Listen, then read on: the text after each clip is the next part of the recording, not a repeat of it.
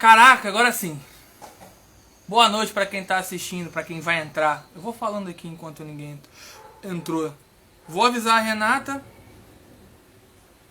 vou avisar ela que estamos ao vivo. Boa noite. Ó, não sei nem avisar, ela entrou. Renata, muito obrigado por participar. Tem a galera entrando aí. Vou deixar o pessoalzinho entrando, que quando as pessoas vão entrando, eu vou bebendo na minha caneca da Atlética, para quem não tem ainda, é só falar com qualquer diretor. Diretores que estão entrando aqui na live, a Renata vai ganhar uma caneca. Vou chamar ela já já. Deixa o pessoal entrando, vai chamando o pessoal, gente. Vamos receber hoje a deputada estadual Renata Souza, membro, né, da Comissão de Direitos Humanos da Alerj, muito importante e atuante no caso Gabriel, nosso colega que nos deixou no mês passado. Vamos falar um pouco sobre isso. Vamos abrir para pergunta. Vamos abrir para falar de outros temas. A Jéssica também entrou. Jéssica, sem você isso não seria possível. Um beijo para você. Boa noite para a dona querida Xerri Complexo, que acabou de falar. Adorei o username. Enfim, estou muito feliz de estar falando com a Renata. Apesar da motivação ter sido um acontecimento trágico, a Renata segurou na nossa mão e se propôs a ajudar não só a gente, mas a família do Gabriel, que tanto sofre. Vamos falar um pouco sobre isso também. Estou esperando só o pessoal entrar aí. Vamos fechar 10 pessoas, a gente começa. Estamos em 9. Eu acho que eu vou chamar ela já. Só tô ligando meu computador. Queria pedir desculpa pelo atraso, principalmente a ela, tá? Por conta... O meu aplicativo do Instagram não estava atualizado, então não estava me dando a opção de fazer ao vivo. Então eu fiquei bem preocupado, mas já resolvi, atualizei. Ela enviou a solicitação e eu não vou recusar um convite de gente.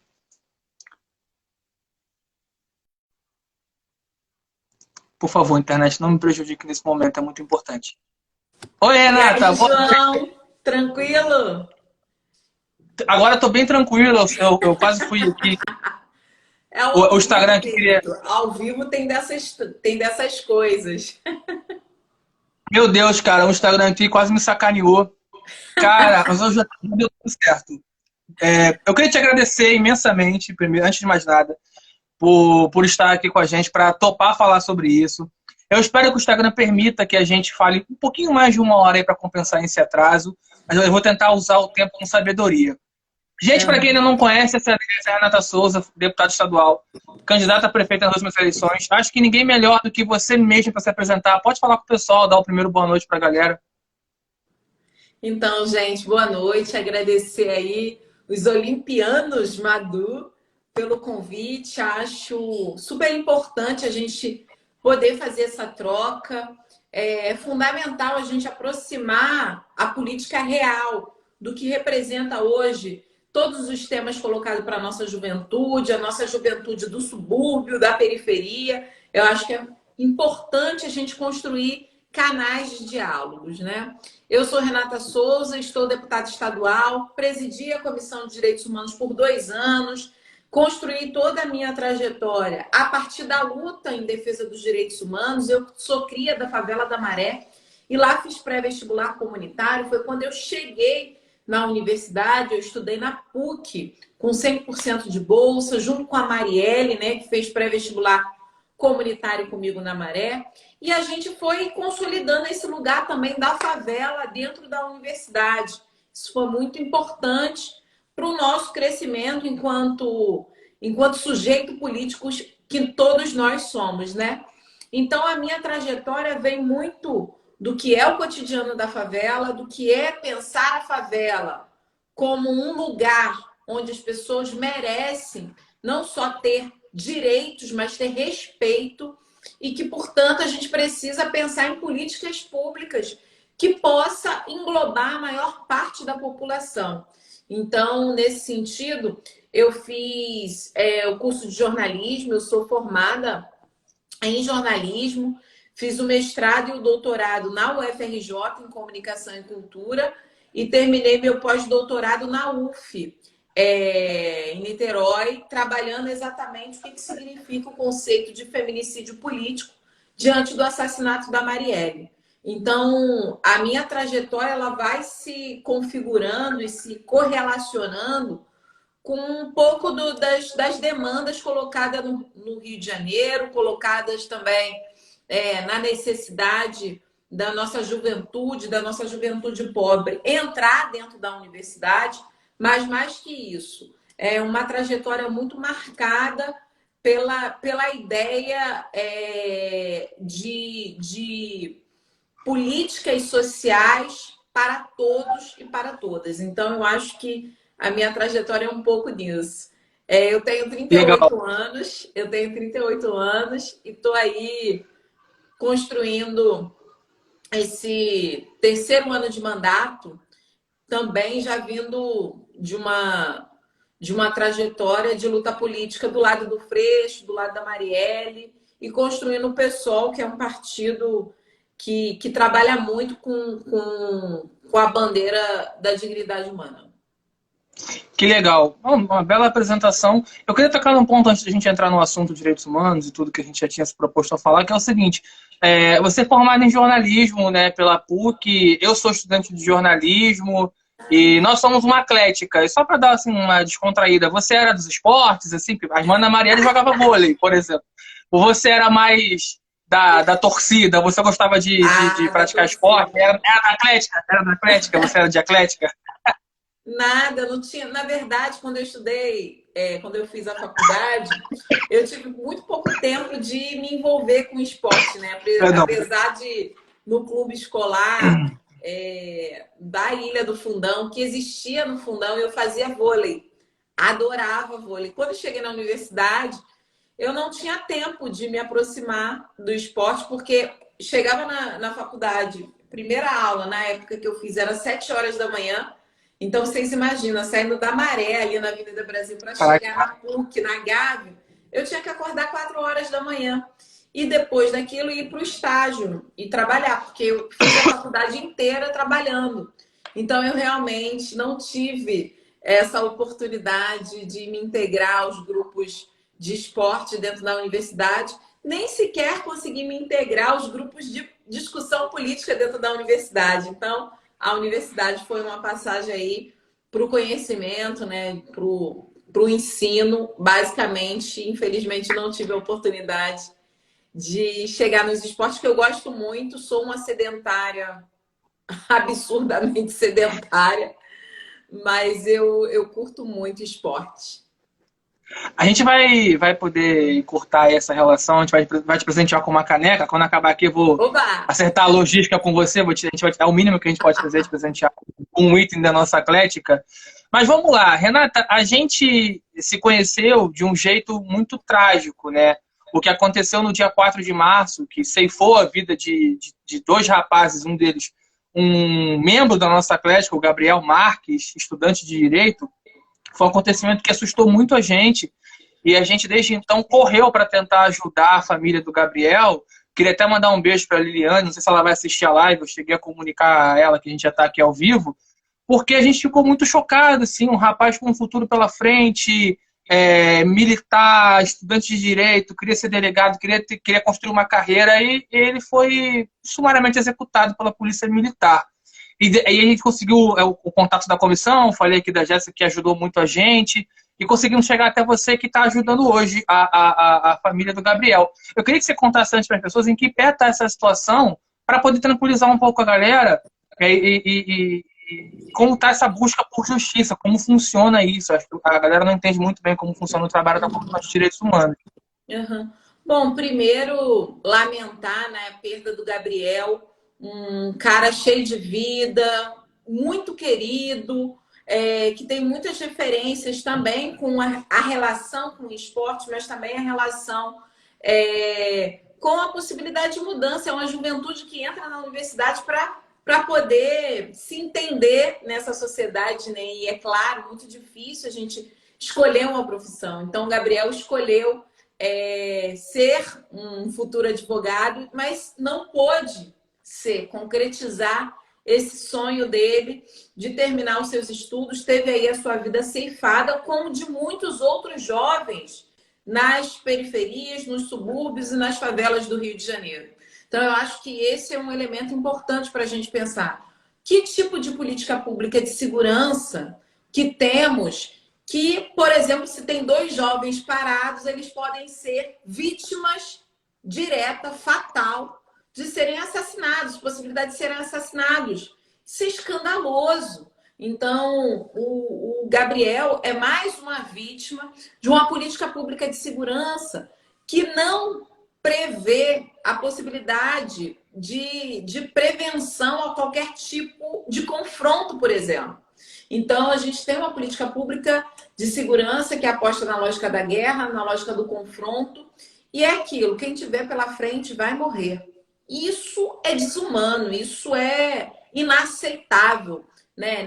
A gente não tem números, por exemplo, dos quais a gente tem no Brasil hoje, a gente já bateu um recorde aí de mais de 65 mil mortos em um ano, que foi um ano de 2018. Isso é escandaloso. Nem países em guerra, né, declarada, a gente tem esse número de pessoas assassinadas. Então é muito sério o que acontece e por isso que a gente chama muita atenção, porque não podemos naturalizar. Se um jovem está na favela, na periferia, no subúrbio, onde quer que ele esteja, ele já é visto por essa política pública de segurança como suspeito, né? Então, se ele morre, a vítima vira quase que culpado. E isso é escandaloso. A gente tem uma lógica de atira primeiro, pergunta depois, e até esse depois é complicado, porque se ele morreu de tiro, já vai pressupor que era bandido, que tinha alguma coisa a ver, e isso é uma situação para a família completamente absurda. Porque assim, não basta só procurar justiça, tem que procurar também respaldar a memória daquele que se foi de maneira muito brutal e ainda lidar com o julgamento de uma sociedade que vai dizer que se morreu de tiro é porque devia. Então a gente tem aí uma situação completamente absurda na política pública de segurança. E aí eu agradeço muito ao João por ter entrado em contato com a gente através da Jéssica, uma querida, porque esse nosso trabalho na Comissão de Direitos Humanos é justamente poder atender aqueles e aquelas que tiveram os seus direitos violados. Infelizmente, o tema que a gente mais toca é a questão do assassinato, porque é o que mais aparece. Por exemplo, uma violação de direitos humanos não ter água para beber, não ter comida para comer, não ter uma moradia digna. Mas quando a gente fala de direitos humanos, a gente só vai lembrar quando todos os direitos da pessoa já foi negado. Então é quando a pessoa é assassinada, morre, e aí quando aparece o nosso trabalho. Então, o caso do João é um caso emblemático. A gente teve, no início desses 2 primeiros meses, a maior letalidade policial em comparação ao mesmo período do ano passado. A gente teve um aumento da letalidade policial em 161%. Então, lá atrás, quando o governador falava para mirar e atirar na cabecinha, e a gente, inclusive, denunciou na ONU e na OEA, porque helicóptero atirando de cima é crime de guerra. Não pode. E isso acontece no Rio de Janeiro. Então, é muito complicado e a gente viu que os dados desse ano já são dados muito cruéis. Então, a gente teve 9 chacinas. 9 chacinas só nesses 2 primeiros meses. Então, o que nós fizemos, ainda que não tivéssemos a relação com o João, enfim, com a Liliane, que é a mãe do Gabriel, a gente colocou o caso do Gabriel como um dos casos de ação de letalidade policial em uma representação que fizemos ao Ministério Público. Por quê? Porque a gente já chega com muitos elementos, com muitas denúncias de violência policial, e a gente tem por obrigação, né? Todo deputado e deputada responsável, comprometido com a vida, vai olhar para esses números e vai estranhar. Então, a gente descreve, inclusive, o caso do Gabriel e envia para o Ministério Público fazer uma investigação sobre o que aconteceu. Por quê? O Ministério Público, ele tem como obrigação constitucional exercer o controle externo da atividade policial. Então, por exemplo, se tem policiais envolvidos, não necessariamente tem que ser a própria polícia que investiga, o Ministério Público tem que investigar.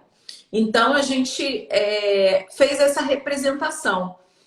E aí eu conversei com a Liliane, enfim, vocês imaginam, né, o que é uma mãe perder um filho na flor da idade, construindo o seu futuro, cheio de sonhos, e de uma maneira tão brutal e absurda, e que o Estado tem a ver com isso, né? Porque o Estado, a polícia deveria proteger, não deveria ser um agente de risco, né? Não deveria ser colocado numa postura que muitas vezes a gente vê no subúrbio, as pessoas terem medo da polícia.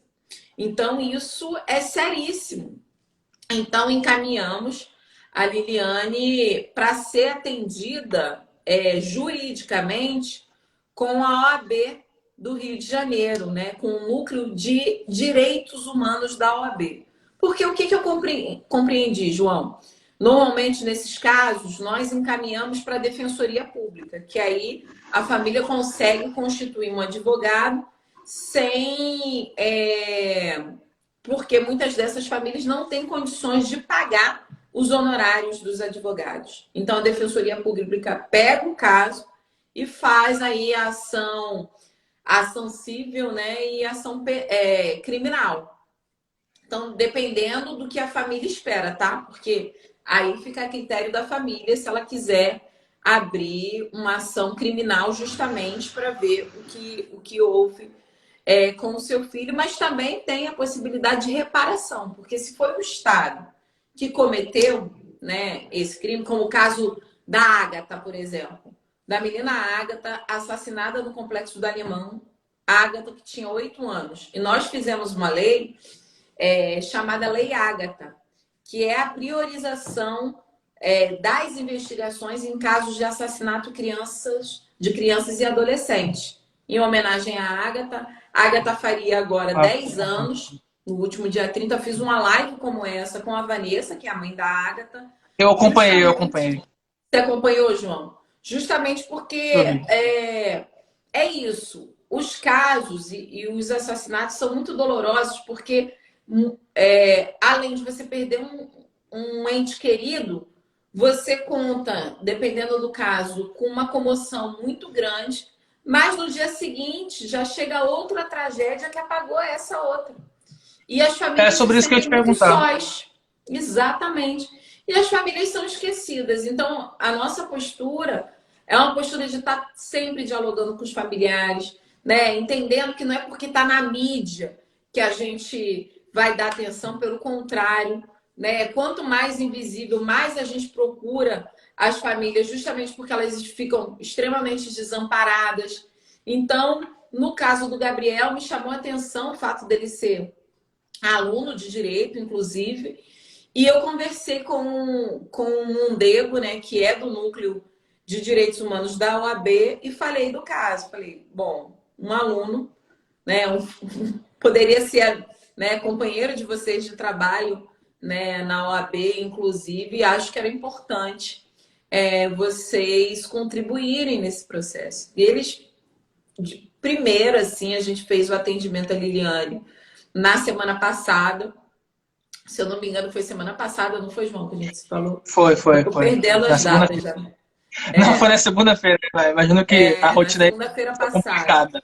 Isso. Fizemos um atendimento online com ela e nós encaminhamos para a assessoria jurídica da OAB. Então, hoje, na mesma semana, o advogado acompanhou a Liliane na delegacia. Infelizmente, o caso não foi para a delegacia de homicídios.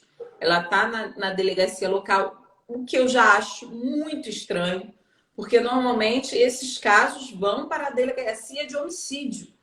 E não, ele ficou na delegacia local.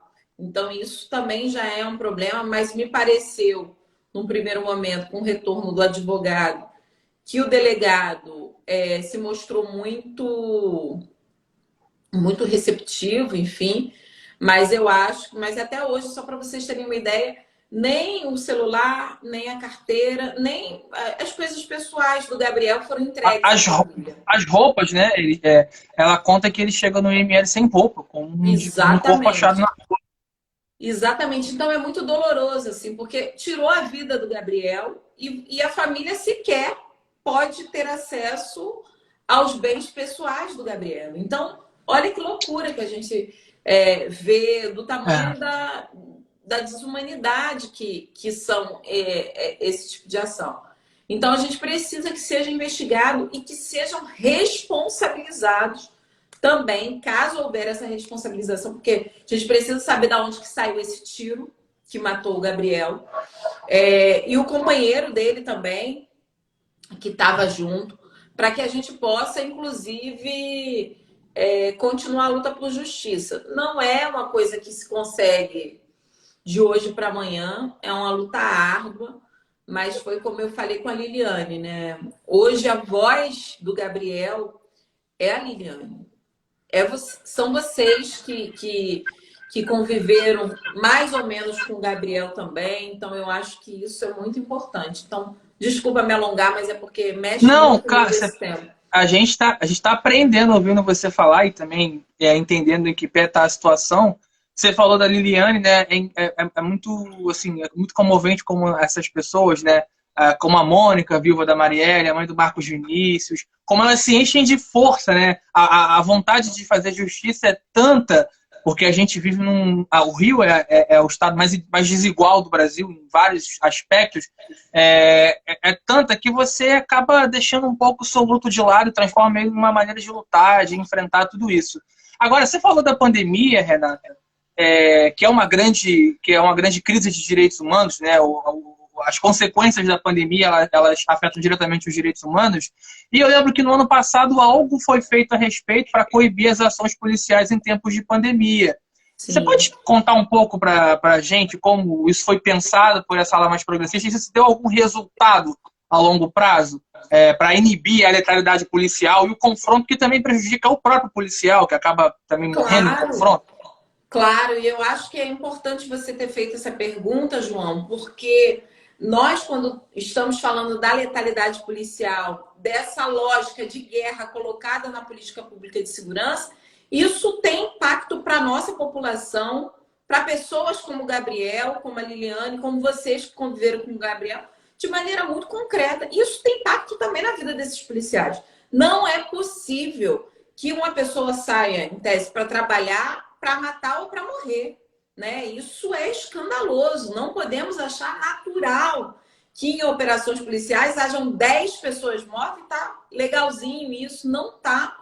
Isso é absurdo. Então, em tempo de pandemia, a gente já viu um aumento das operações policiais. Em tempo de pandemia, ou seja, as pessoas precisam estar nas suas casas, recolhidas, né? Porque tem um isolamento, ainda que saibamos que nem todas as pessoas têm condições de ficar dentro da sua casa, porque precisa, se ficar dentro de casa, vai passar fome, né? Então, a gente tem que levar isso tudo em consideração, mas a gente teve, no auge da pandemia, ô João, o assassinato do menino João Pedro, dentro de casa, né? Não sei se você lembra disso, no, Sim, foi no complexo do Salgueiro, né? Ele em São estava dentro de Gonçalo, né? casa com os primos.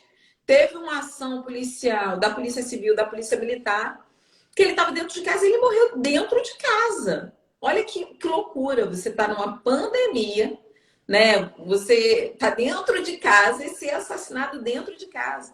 A casa toda metralhada. Eu lembro. Metralhada. Então, a gente também atendeu a família do João Pedro nessa situação.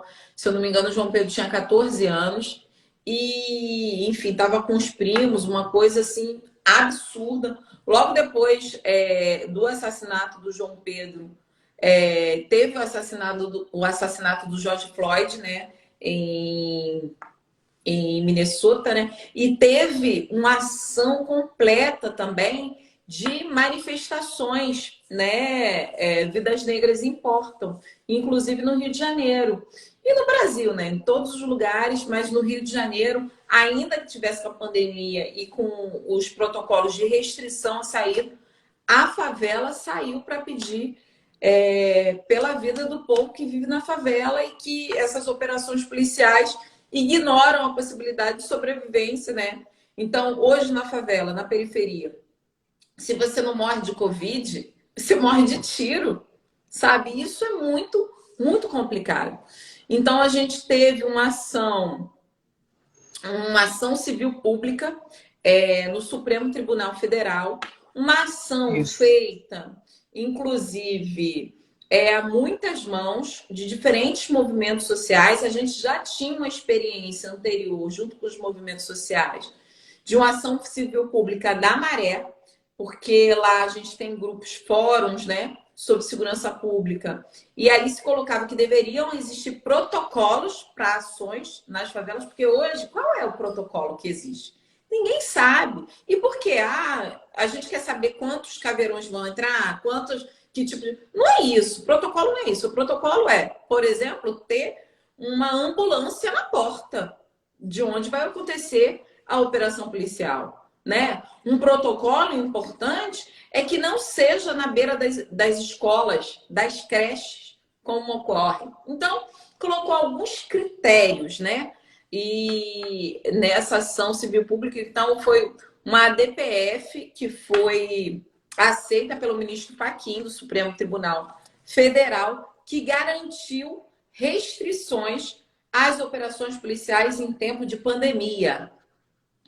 Isso por óbvio, né? Quando você tem uma lógica de guerra colocada na política de segurança, desagradou o governador do estado, desagradou a uma parcela importante da sociedade que acha que a favela tem que ser vista como inimiga e que tem que ter tiro todos os dias lá.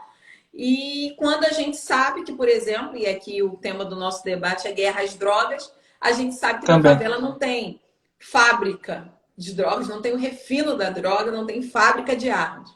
Se isso chega Ela na chegou favela, de algum chega para lugar. alguns lugares. Ela chegou de Exatamente, algum que lugar. não dentro da favela.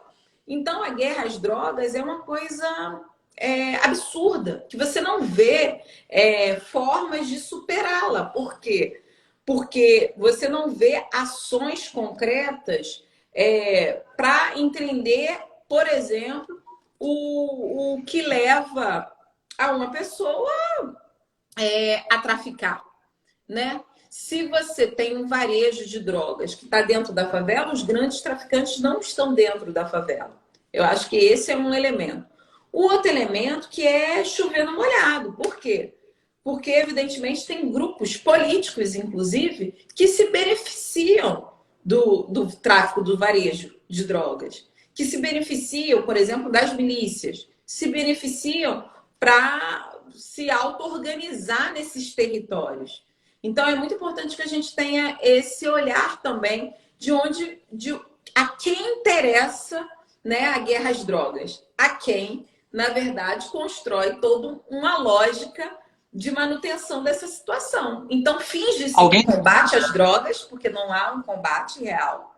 Alguém lucra com isso, né? Alguém lucra muito e não está na favela, descalço, com um fuzil na mão. Não está mesmo, entendeu? Então, não há uma política séria de prevenção, inteligência e articulação, porque isso são fatores fundamentais para que uma lógica de confronto não fosse colocada. Porque se você tivesse inteligência, essas armas não chegariam na favela, né?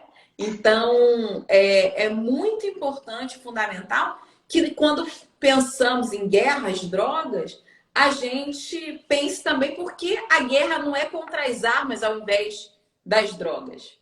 Porque as armas é o que matam. Então, por que a gente não faz um debate real sobre a descriminalização das drogas? Botar o Estado para ser o grande regulador disso tudo. Porque hoje tratar no caso como saúde pública, né?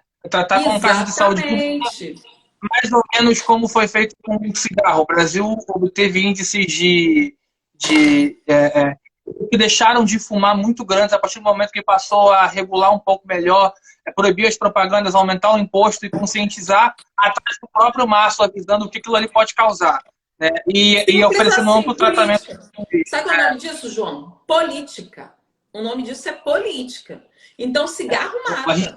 Assim como álcool mata também. Né? Então, ações políticas né, de compreensão do quanto que isso vicia e pode, enfim, estragar a vida das pessoas, isso é concreto. Então, quando você tem uma Sim. política direcionada, você vai diminuir o consumo, né? Então, isso é fundamental. Agora, ao invés de trabalhar com a questão da droga, com uma questão de saúde pública, trabalha-se como uma questão de segurança pública e a gente vai ver que a guerra às drogas é só para matar quem está no varejo, né? E que vão surgir outros, e que vão acabar com famílias, que vão acabar com a possibilidade de sobrevivência de muitas pessoas com uma lógica que é desumana, que é irracional, né? Então, é importante a gente fazer um debate concreto sobre isso. Tem até uma brincadeira que as pessoas fazem, né? Mais um ano e as drogas venceram a guerra às drogas. Porque não, é meio impossível você declarar guerra a algo que é inanimado, né? A guerra não é contra a droga, a guerra é contra quem detém todo esse poder e a corda vai arrebentar para o lado mais fraco, que é o lado do pobre, o lado do e é isso que a gente fala, sabe, João? Porque no final das contas, quando a gente vê que 1/3 da população carcerária foi presa por causa do tráfico do varejo, você fica imaginando assim, caraca, o Brasil é o terceiro. Aí diz assim, ah, não, o Brasil é o país da impunidade. Mentira. O Brasil tem a terceira população carcerária do mundo. Terceira. Ou seja, a gente encarcera muito. A gente encarcera muito por causa do tráfico do varejo. Então, por exemplo, quando a gente vê aquelas coisas, né? Esse pessoal dos direitos humanos defende bandido, essa Eu ia te coisa perguntar toda. isso. Bota que... essa. Se botar o povo que está preso lá para ser cobaia, não tem problema. Pelo menos vai servir para alguma coisa a vida deles, né? A gente ouviu isso há pouco tempo, né? Olha que loucura. Numa live da LERJ, né? Numa live da LERJ, isso não foi? Sim, Ela falou sim. isso numa live da LERJ, falando sobre direitos animais. Exatamente. Um absurdo. E olha que loucura, né? O que a gente está falando? A gente tem a terceira população carcerária do mundo, a gente tem muita gente, sei lá, tem cerca de 30% dessas pessoas que são presos provisórios. O que isso significa? Que essa pessoa não foi julgada. Não né? teve audiência de custódia. Exatamente. E outra coisa, né? Além dessa pessoa não ter sido julgada e ela pode estar ali efetivamente inocente, como a gente está vendo vários casos, ainda mais nessa lógica agora de reconhecimento facial, que o reconhecimento facial é o quê? Um jovem preto. Acabou, já é o bandido. Né? Não tem... Por mais que a pessoa tenha um álibi, né? Por mais que a pessoa tenha um álibi, às vezes, tem um rapaz, o Fantástico fez uma reportagem muito boa sobre isso, muito completa. Um rapaz treinado, uniformizado, com o carro da empresa, mas foi pego porque estava roubando ao mesmo tempo um outro carro em um outro lugar. Eu queria te perguntar, Renata, eu queria aproveitar o modo para fazer uma pergunta, desculpa te interromper. Ao falar de guerra às drogas, citou a polícia militar. O vice na sua chapa era o coronel Ibis Ferreira, da Polícia Militar. Sim. Eu queria que você explicasse para as pessoas, que na época causou uma confusão, até em mim, assim. Eu queria entender. Como é que é isso? Como foi esse diálogo, porque ele representa uma ala bem importante da Polícia Militar, que é a polícia que pensa, além da lógica da guerra, pensa numa lógica um pouco menos ostensiva, né, e mais inteligente, mais precavida. Como surgiu esse diálogo e qual era a real intenção, assim, de vocês em juntar essas frentes para conseguir botar em prática um plano de cidade no Rio de Janeiro? Sim, João, a gente perdeu, o nosso campo de esquerda progressista perdeu o debate sobre segurança pública. Porque vão chamar a gente, esse daí defensor de direitos humanos é defensor de bandido. Então, pronto, não tem conversa e vamos fazer operação policial para matar bandido. É isso.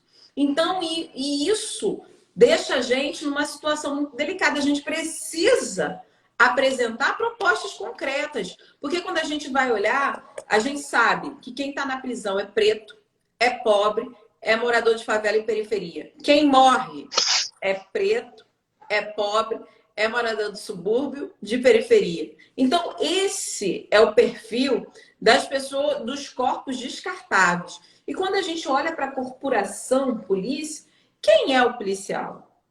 É o cara lá do subúrbio, pobre. Preto, Eu, da pobre. Maré, tenho vários vizinhos que foram ser policiais. Por quê? Porque é a chance desse jovem que fazer uma prova e ter a possibilidade de um emprego que vai dar alguma sustentabilidade para ele, porque precisa de um emprego também que dê um mínimo de garantia, um emprego público. Então, a gente tem uma juventude preta, de favela, de periferia, do subúrbio, que optou por fazer a prova da polícia para conseguir minimamente ter garantias de um emprego digno, de um emprego público. Então, olha, quando a gente olha para os Estados Unidos e a gente vê um policial preto, um policial branco, fica muito evidente, e quando no assassinato do George Floyd tinha lá, né, era o policial branco com o George Floyd negro ali sendo enforcado durante 9 minutos e 29 segundos. E 29 segundos, né? Não, é escandaloso. Aqui no Brasil tem uma distorção disso. Aqui, a nossa maior parte da corporação, ela é preta. Claro, estou falando dos praças, estou falando quem está sendo submetido a uma hierarquia que vai colocar os praças, por exemplo, como bucha de canhão. Então, eu acho que a gente tinha que fazer esse diálogo concreto, porque senão, porque a gente tem aqui pretos fardados matando pretos descalços. Ou seja, a gente vai ter que sair dessa lógica.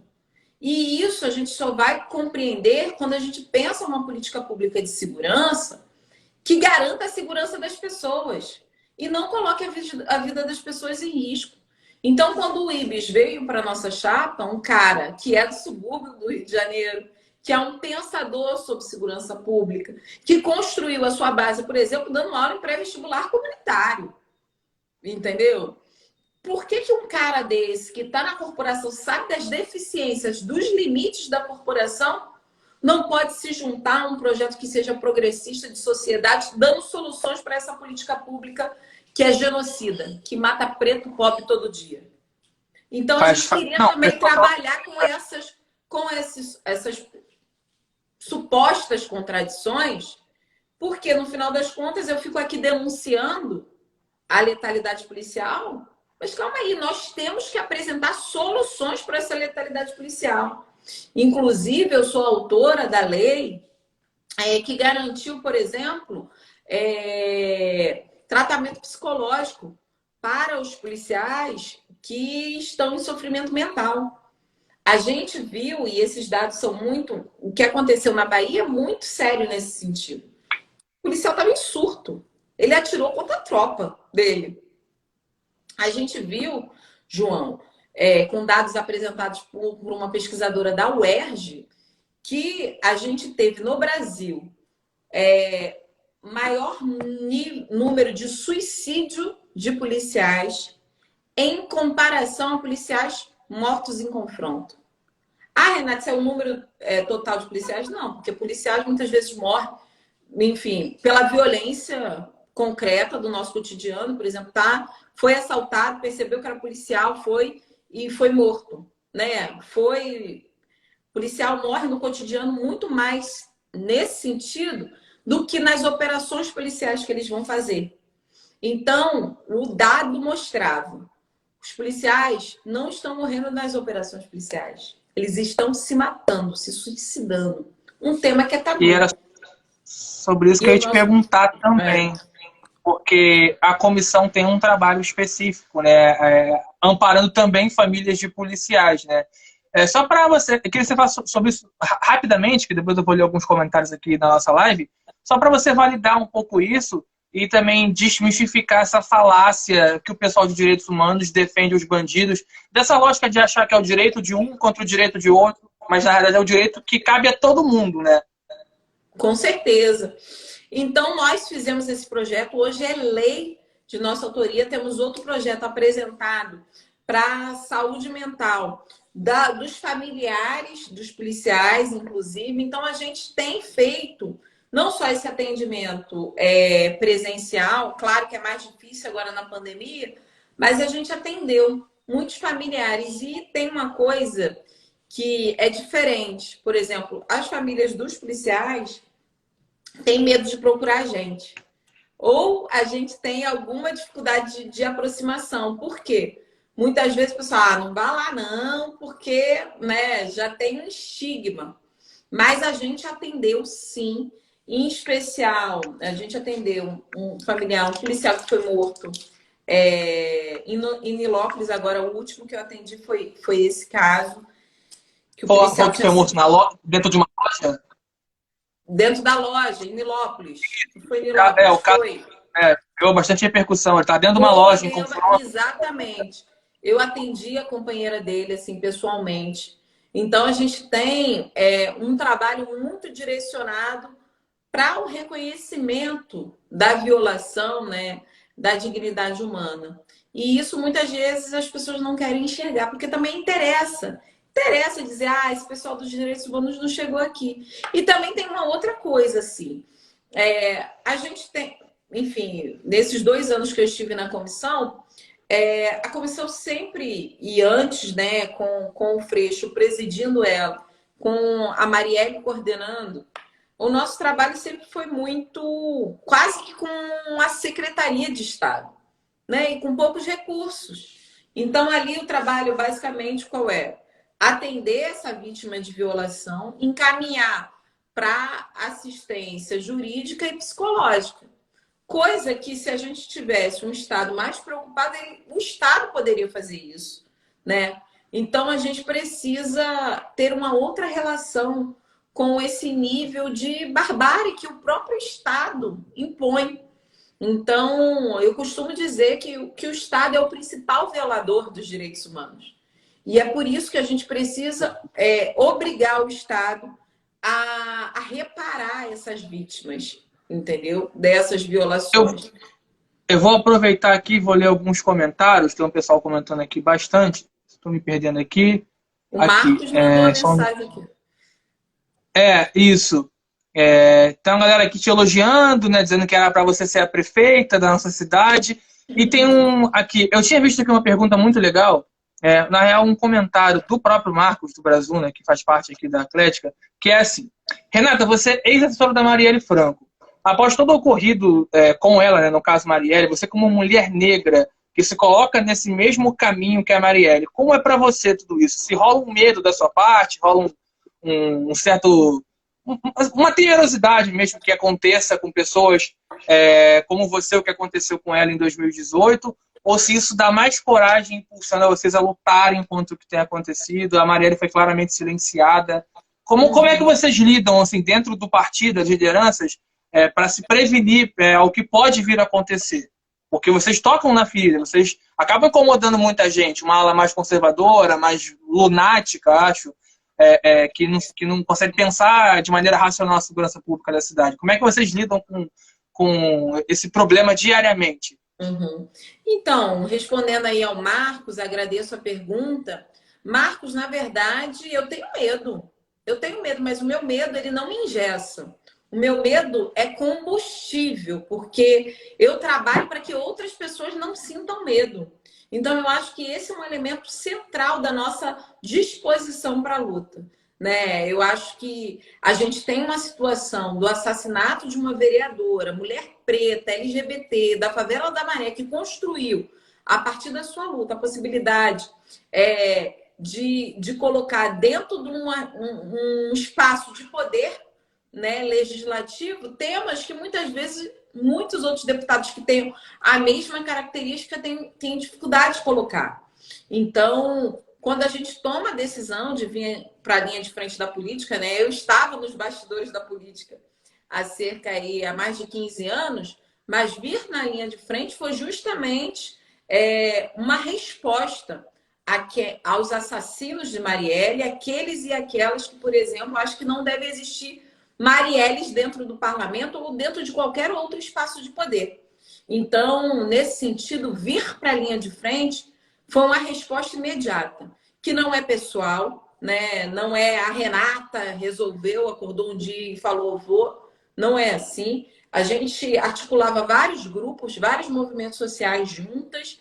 Então, diante do assassinato dela, teve toda uma tentativa, uma conversa, um processo de convencimento para a gente não titubear, para a gente não baixar a cabeça, ficar recolhida com medo. Então, eu acho que isso foi uma resposta também àqueles que trabalham a política, como método da política, o medo, o ódio, a violência política. Né? Marielle foi vítima de violência política que redundou naquilo que eu conceituo, João e Marcos, como feminicídio político.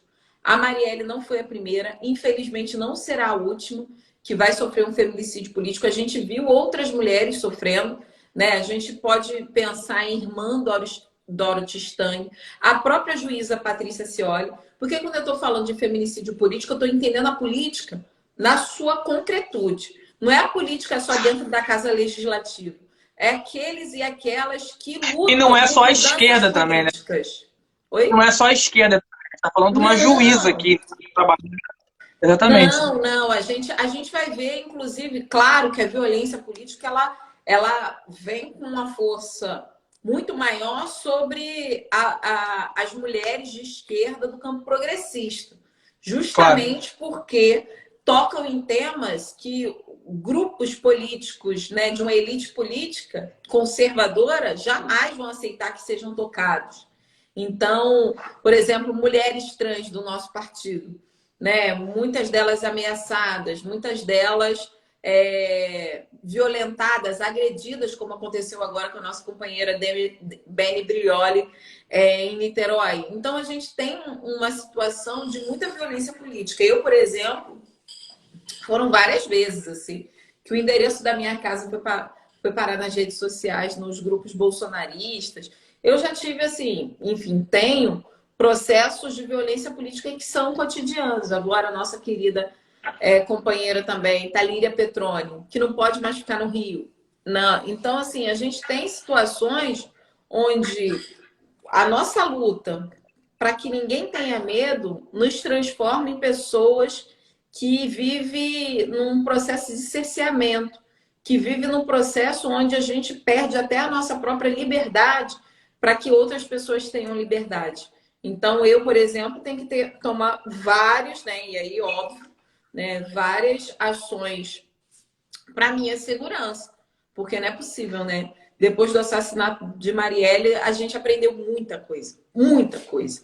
Então, eu acho que continuar, né, o legado de Marielle, eu sempre digo, sabe, João e Marcos, o legado de Marielle não é de uma pessoa só, não é de uma luta só. O legado de Marielle, isso seria apequenar a grandiosidade que a Marielle representa. O legado da Marielle é para que a humanidade não se desumanize. Quem não entendeu isso está em outra dimensão, não está no mesmo país que a Marielle viveu e se consolidou como uma das maiores expressões da política mundial, não só do Rio de Janeiro.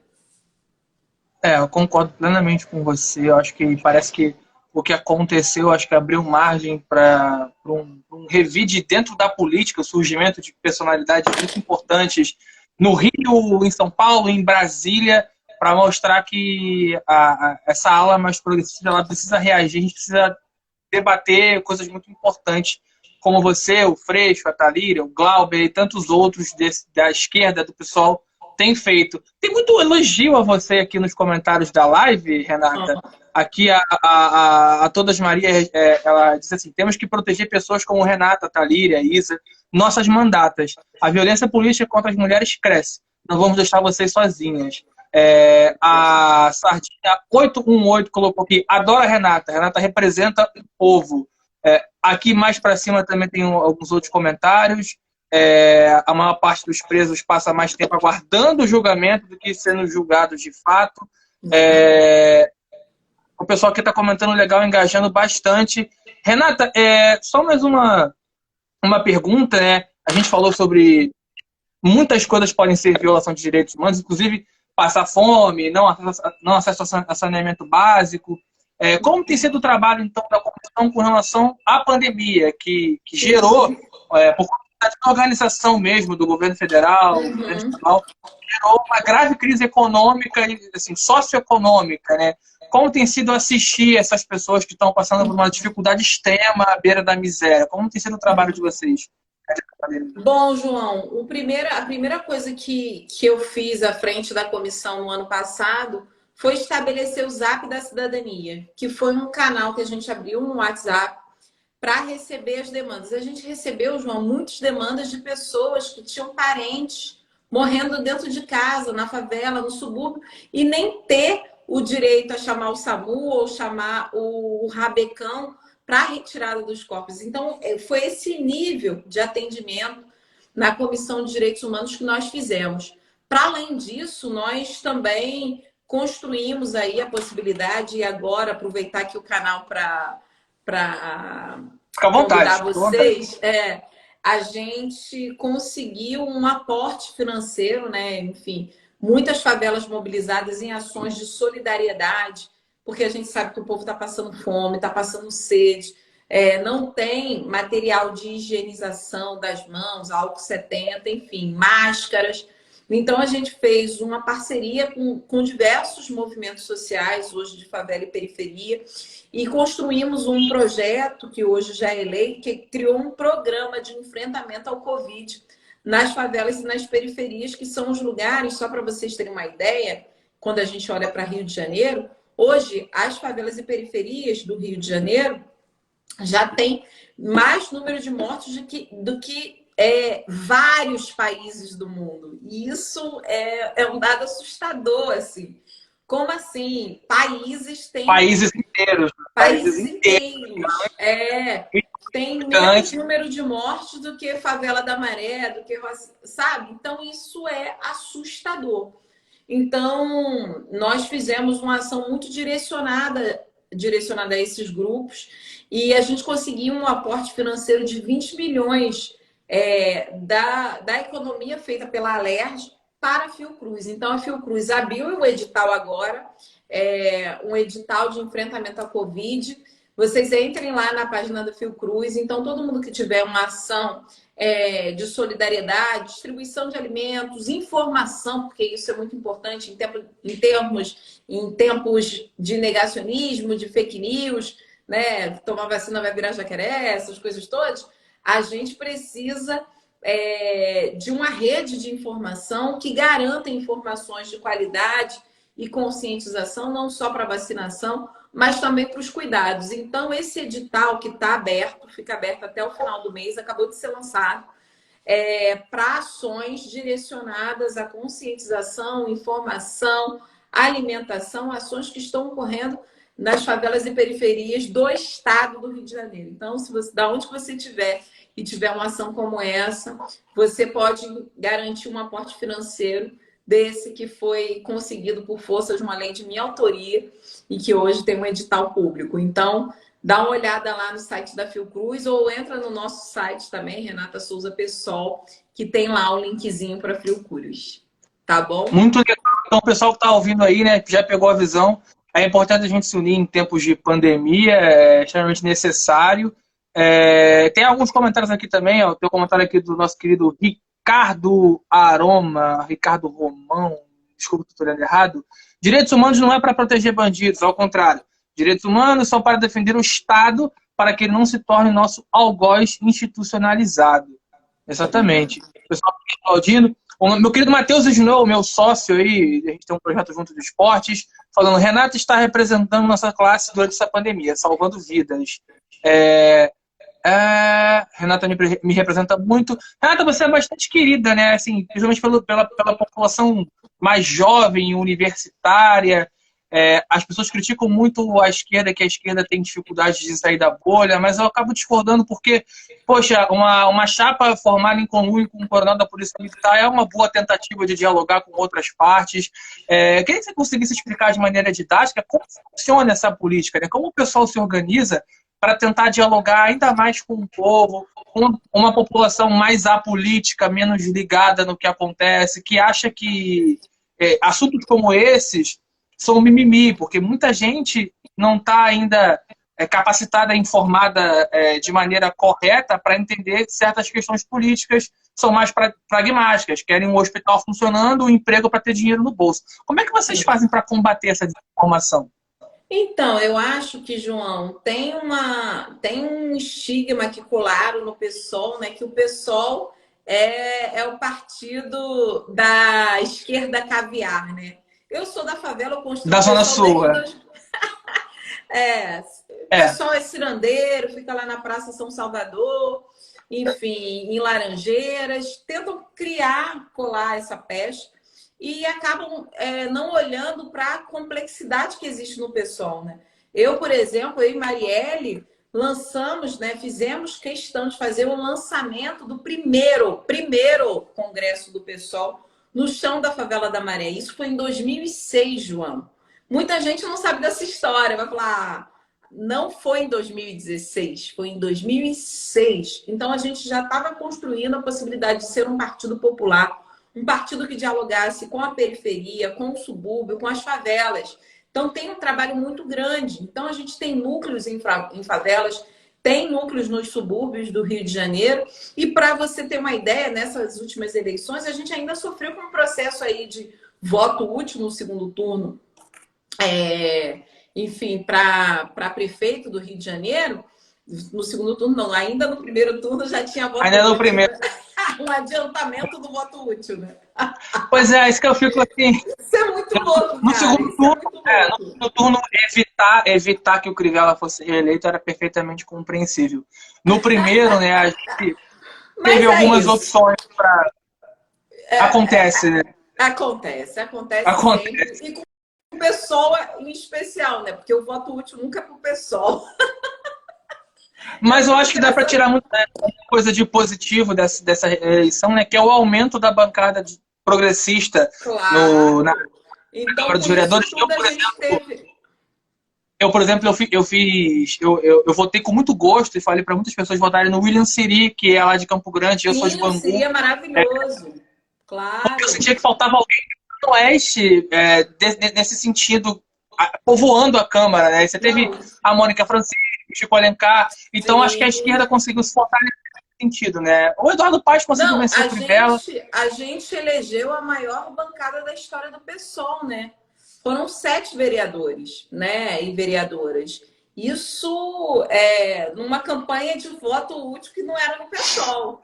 Então, assim, isso foi um posicionamento muito importante, ainda mais depois que a gente teve ali a desistência do Freixo, um trabalho que a gente já estava construindo. Então, assim, até a preparação para ocupar esse lugar de uma candidatura majoritária é outra, né? Então, é muito difícil, mas a gente saiu muito, muito vitorioso nesse sentido, né? O PSOL é a maior bancada de esquerda, graças a esse projeto, né? O Tarcísio Mota foi o vereador mais votado do Rio de Janeiro. Enfim, então a gente conseguiu cumprir um papel muito importante e fundamental. E, João, a gente teve, só para você ter uma ideia, cerca de 10% dos nossos votos foi exatamente, a gente teve muito voto na zona norte da cidade do Rio de Janeiro, mas 10% do nosso voto ficou concentrado ali. Bom Sucesso, Ramos, Penha, Olaria. E isso para mim foi muito bacana, porque também é uma galera que a gente tem maior dificuldade de se aproximar com o que acontece, com o fisiologismo, com os centros sociais. O pessoal não tem centros sociais, é contrária a esse tipo de política que do toma lá da cá. Então a gente trabalhou muito seriamente nesse sentido, e a gente foi muito vitorioso, né? Olhando para o quadro geral da política, né? Então, eu acho que a gente marcou um posicionamento. Eu fui a primeira mulher preta do PSOL a disputar uma campanha, né? Uma candidatura majoritária no Rio de Janeiro. Eu acho que a gente está abrindo caminho para a periferia, para a favela, para que esses temas sejam colocados como prioridades no nosso cotidiano. E, João, eu estou vendo aqui uma pergunta da Manu Teixeira, né? Isso que eu ia Ela falar. está Isso, eu tava lendo pedindo agora. É sensacional. para eu falar de Pode responder. políticas públicas. Manu, temos sim. Eu apresentei um projeto de lei. Ela está perguntando aqui, gente, políticas públicas para as pessoas trans e travestis aqui no Rio de Janeiro. Ela é uma Muito mulher boa pergunta. trans e ela lembra bem da reintegração de posse do governo no meio da pandemia no ano passado. Exatamente, Manu, uma situação muito séria. Nós apresentamos um projeto de lei para garantir 5% das vagas em empresas que recebem incentivos fiscais do Estado, garantir assim, 5% das vagas para pessoas trans, porque a gente entende que, por exemplo, se o governo dá um incentivo fiscal, essa pessoa também tem que devolver, essa empresa também tem que devolver para o Estado. Então, a gente está ainda em processo, em tramitação desse projeto, ainda não votamos e a gente espera votar, que a gente acha fundamental e importante. Para além disso, tem uma coisa que é muito delicada também, mas que foi também, né, uma reivindicação da população LGBTQI+, que foi a garantia da lápide, olha que loucura, assim, da lápide ter o nome social da pessoa, ou seja, a pessoa, enfim, morreu, ter o nome social dela na lápide, garantir isso, porque muitas vezes a família não quer.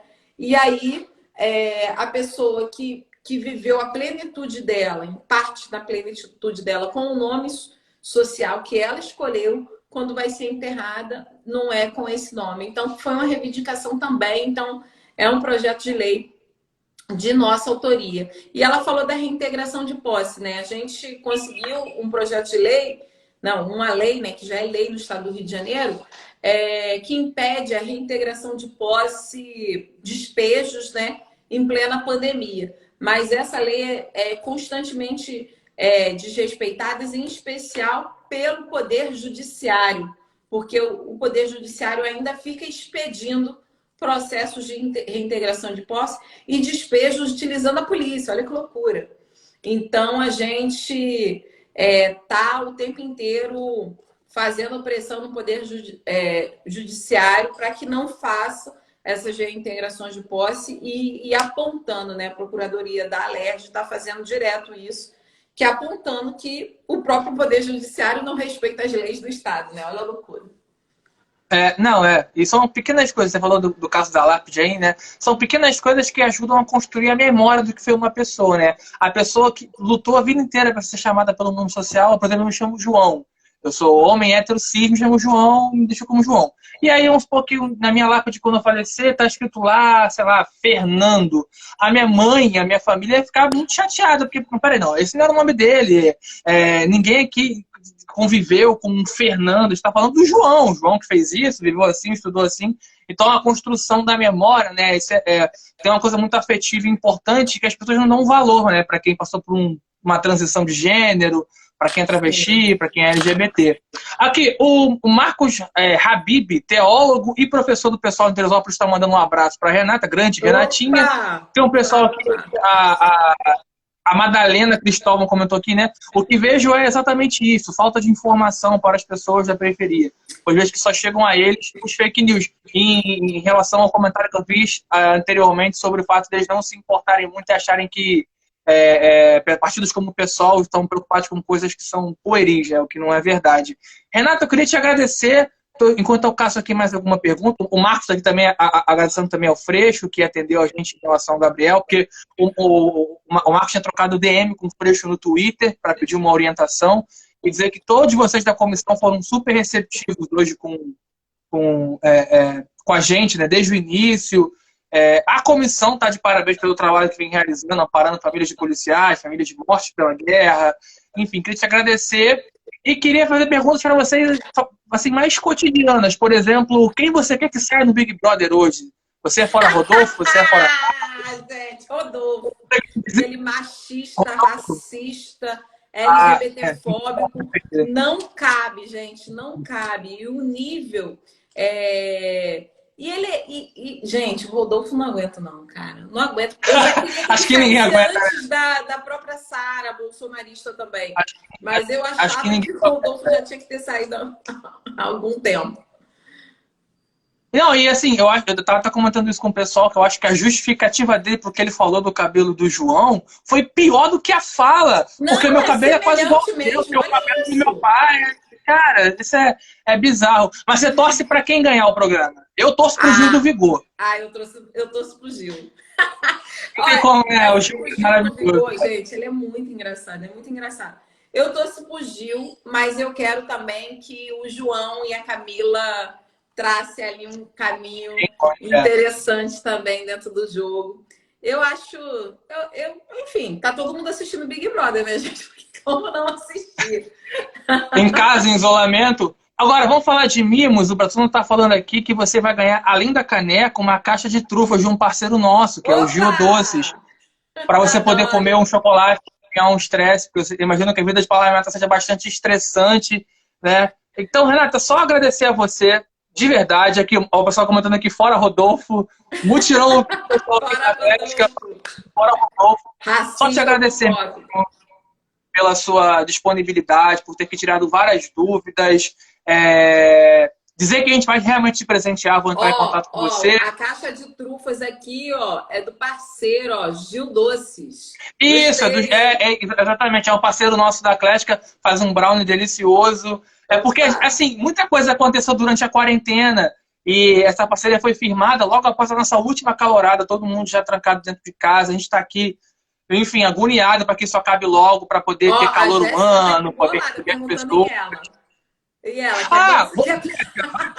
não, eu vou te dar uma caneca também. Não, o mínimo que eu posso fazer. Para quem não sabe, a Jéssica também trabalha lá na Alerj, assessora uma outra deputada amiga da Renata. Foi ela que fez essa ponte para a Renata estar aqui hoje com a gente. Jéssica, o mínimo que eu posso fazer é te dar uma caneca também. É o mínimo que eu posso fazer. E o A pessoal que Jéssica tá é na live, maravilhosa, gente. Hoje eu mandei beijinho pra ela de longe. o pessoal que está na live aí e está interessado, é só entrar em contato via DM. A nossa primeira safra de canecas, a Atlética é uma Atlética nova, a gente está aí querendo se manter nessa pandemia, para que quando tudo se resolva, a gente enche a caneca de cada um com muita cerveja e comemore isso. Muito obrigado, tá, Renata, pela sua participação. Vai ficar aqui o registro, a gente vai seguir você, vai te acompanhar, porque a gente admira muito realmente quem se dispõe a falar com a gente. Não é sempre que uma pessoa, uma figura parlamentar, vem aqui para falar de Big Brother, direitos humanos, guerra às drogas. Você foi incrível, você foi incrível. Acho que o pessoal aqui também gostou, tá? Tem muita gente ainda mandando pergunta, mas o tempo da Renata, infelizmente, é um tempinho Ó, o muito Diego tá apertado. mandando aqui uma pergunta, João. Ele tá falando que não Ah, conseguiu o contato da Defensoria Pública com a nossa assessoria. Manda aqui no meu Instagram, ô aí, Diego, pra ó. eu ver o que aconteceu. Tá bom? Ele tá falando que é sobre a Boa. escola Jardim em Turiaçu. Manda ali no nosso Aqui perto em Maduro. direct, aqui no Face. No Face não, Instagram. Aí. É isso aí. Renata, só tenho que te agradecer, tá? Muito obrigado. Uma ótima noite de terça pra você. Vamos torcer aí para a eleição do Rodolfo, tá? E a gente se vê por aí nessa luta aí, nessa vida doida. Pode contar com a Olimpianos. Foi um prazer mesmo trocar essa ideia com você, tá? Eu que agradeço, João. Quero deixar um beijo bem grande para você, para a galera aí da Atlética. Falar que sim, a gente tem que dialogar mais com o povo de Madureira, com o povo do subúrbio. Eu acho fundamental e importante que a gente possa discutir sobre segurança pública, sobre direitos humanos, sobre guerra às drogas e também trazer a possibilidade de encarar essa coisa da política como coisa nossa, né? Política está no preço do arroz, no feijão, no pão, e a gente precisa acabar com esse processo aí que inviabiliza a política do mundo real, da vida real, né? E aí, para a gente terminar aqui, João, de maneira muito fraterna e lutadora, fora Bolsonaro. Beijo grande. Fora João. Bolsonaro, a gente vai eliminar o Rodolfo hoje e vamos tentar eliminar o Bolsonaro conseguindo em 2022, se Deus quiser. Para a gente poder caminhar, andar para frente. Tá? Um beijo. Muito, muito obrigado, tá? Obrigada, Pessoal, Renata gente. Souza, Beijo. não múltiplas apresentações, acabou de falar com a gente aqui sobre direitos humanos, guerras às drogas, Big Brother. Segue a gente no Instagram, tá? Tem muita novidade chegando, caneca, a gente está querendo organizar aí algumas coisas para o futuro, com a pandemia mais tranquilizada, né? A vacina chegando para todos. É isso, gente. Muito obrigado, se cuidem, fiquem em casa e quem puder se vacinar, se vacine, valorizem a ciência e o SUS, tá bom? Um beijo, Renata. Até a próxima. Beijo, viva o SUS. Tchau, tchau.